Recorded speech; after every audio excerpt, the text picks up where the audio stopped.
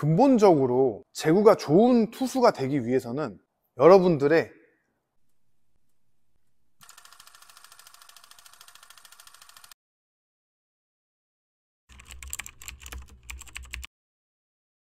안녕하세요. 글러브 야구 레슨장 이준평 대표입니다.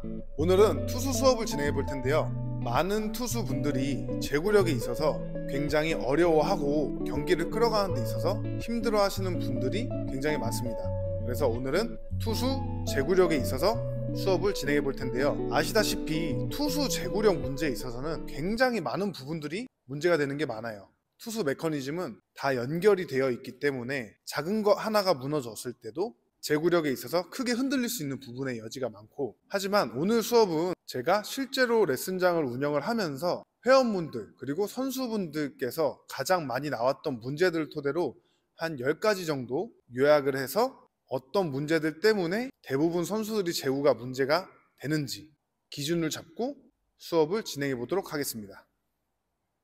자, 우선 제구력에 있어서 두 가지로 크게 나눠 볼게요. 첫 번째로 대부분의 투구가 홈플레이트 쪽 바닥에 내려 꽂히는 투수가 있을 것이고, 두 번째로 대부분의 나의 투구가 높은 공을 위치하고 공이 조금만 빠지면 우타자, 몸쪽, 데드볼, 머리 쪽으로 가는 유형의 투수가 있을 거예요. 일단은 첫 번째로 낮은 공으로 잡고 원바운드로 찍히는 대부분의 문제점 한 5가지 정도 제가 말씀을 드려볼게요. 첫 번째는 투구 자세도 그렇고 나의 팔스윙도 그렇고 이렇게 구분져서 순서대로 이렇게 나오는 느낌이 아니고 전체적으로 팔다리가 모두 뻣뻣하게 딱딱하게 내려 꽂는 형태예요. 여러분이 쥔 이 야구공이 채찍의 끝부분이라고 생각했을 때 채찍이 덩어리져 있다라고 계산을 하면 여러분들이 쥔 야구공을 정확한 곳에 컨트롤하기가 당연히 어려울 거예요. 기회가 그만큼 없다라는 거죠. 내가 딛고 실수했어도 순서대로 따다닥 원하는 위치에 던져주는 것과 내가 이미 실수한 걸 가지고 뭉텅이져서 던지는 거, 그리고 두 번째로 공을 때리는 순간 혹은 다리를 들고 랜딩하는 순간에 이 상체, 머리 쏟아짐이 심하신 분들, 그런 경우에는 이 뒤에 백스윙과 코킹 동작도 안 나올 뿐더러 이 팔과 머리의 이 공간이 좁죠. 이 좁았을 때는 정확한 공에 회전을 줄 수는 없고 대부분 공을 덮어 던지거나 닭발처럼 손이 펴지는 증상이 많이 나와요. 그리고 세 번째로 이 릴리스 구간까지 공을 끌고 가는 순간, 그리고 공을 때리는 순간에 이 머리가 앞으로 쏠리면서 엉덩이가 뒤로 빠지는 모습, 이걸 가지고 코어가 풀렸다라고 얘기를 하겠죠. 코어가 받쳐놓은 상태에서 내 릴리스 구간에서 공을 끌고 와서 임팩트를 때려주는 것과 내 코어가 같이 풀리면서 정확한 팔스윙, 정확한 목표에 공을 얹어주지도 못하고 그냥 끌고 팔을 내리는 형태. 네 번째, 다리를 들고 랜딩하는 동시에 내 높은 체중이 밑으로 눌리는 증상이에요. 우리가 공을 던지려면 앞으로 전진의 힘을 받아야 되는데 키킹을 하고 랜딩 동시에 떨어지면서 앞으로 밀고 가는 형태. 이렇게 되면 대부분의 모든 메커니즘이 연결되는 느낌이 아니고 끊어지는 느낌이 많이 들 거예요. 그리고 마지막 5번째, 하체 중심 이동과 몸통의 회전을 통해서 이렇게 공을 끌고 나오죠. 이 동작에서 야구공이 항상 제가 역회전으로 빠져나간다고 말씀을 드리는데, 이 역으로 빠져나가는 이 회전을 줄 수 있는 환경이 아니고 몸에서도 이미 덮인 각도가 나와요. 이 각도에서 손만 아무리 뒤로 제쳐서 역회전을 준다고 해도 역회전의 환경이 애초에 몸에서 만들어지지 않았기 때문에 공이 역회전으로 빠져나가는 원리에 몸이 맞지가 않는다라는 거예요. 그러면 여러분들이 때리는 이 임팩트와 몸의 작용이 애초에 맞아떨어지지 않기 때문에 억지로 눌러서 제구를 잡아봤자 그거는 임시 방편에 불과하다는 얘기예요. 이렇게 여러분들께서 대표적으로 나오는 증상을 한 5가지 정도 추려서 말씀을 드렸는데 충분히 연습으로 이런 부분들을 보완할 수 있겠죠. 그러면 이런 분들을 위한 한 가지 좋은 훈련을 추천을 해드려 볼게요. 자, 이렇게 런지 자세에서 팔을 뒤로 쭉 당겨주고 활처럼 몸도 뒤로 쭉 제껴주고 이 상태에서 머리가 앞으로 쏟아지지 않고 배에 힘을 주고 오른 다리에 있는 이 무게 중심을 가지고 릴리스 구간까지 끌고 와서 공을 때리는 역할을 할 건데, 공을 때리는 순간마저도 코어가 풀려버리면 안 되겠죠. 받쳐주고 팔만 빠져나간다. 다시 받쳐주고 팔만 빠져나간다. 공을 이렇게 4개 정도 잡아보고 연속으로 머리 고정, 코어 잡아주고 엉덩이 밀어주고 자연스럽게 채찍처럼. 그러면 이 느낌 그대로 평상시 공을 던질 때도 똑같이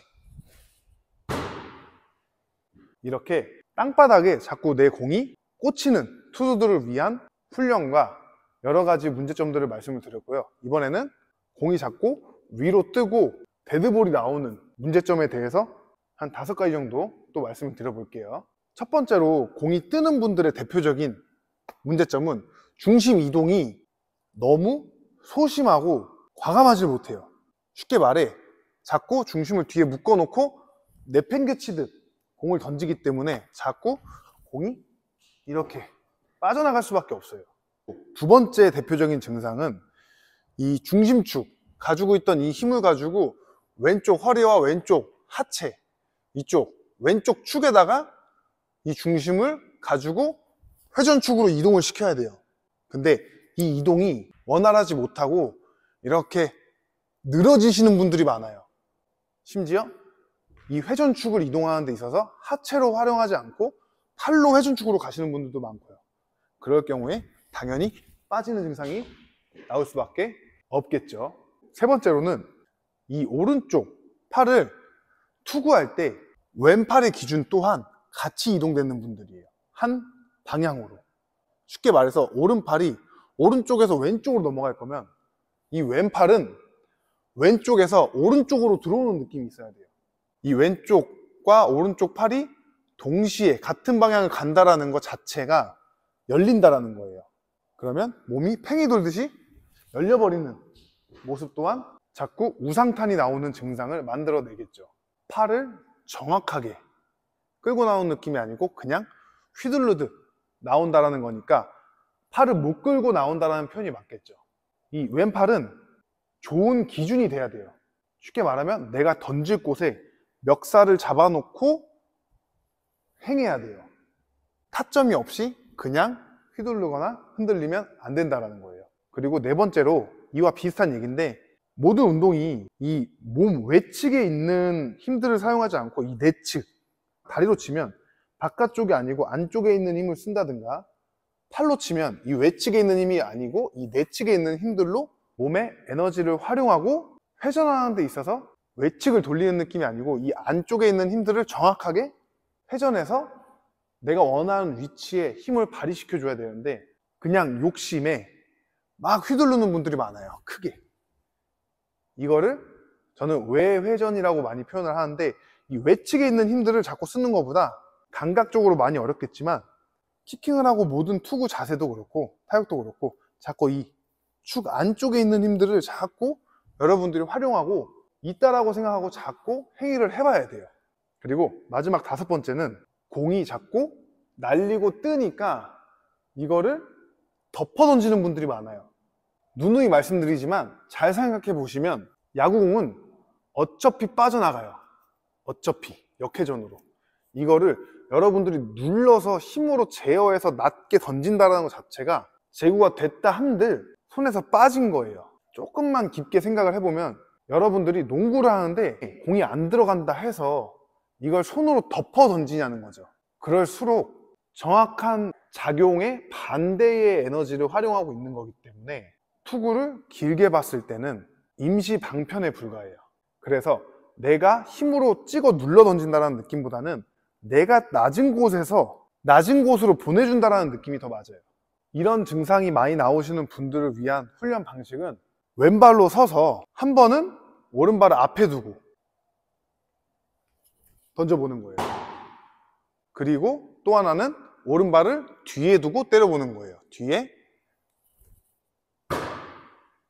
이것 또한 공을 4개 정도 잡아보고 한 개씩 번갈아 가면서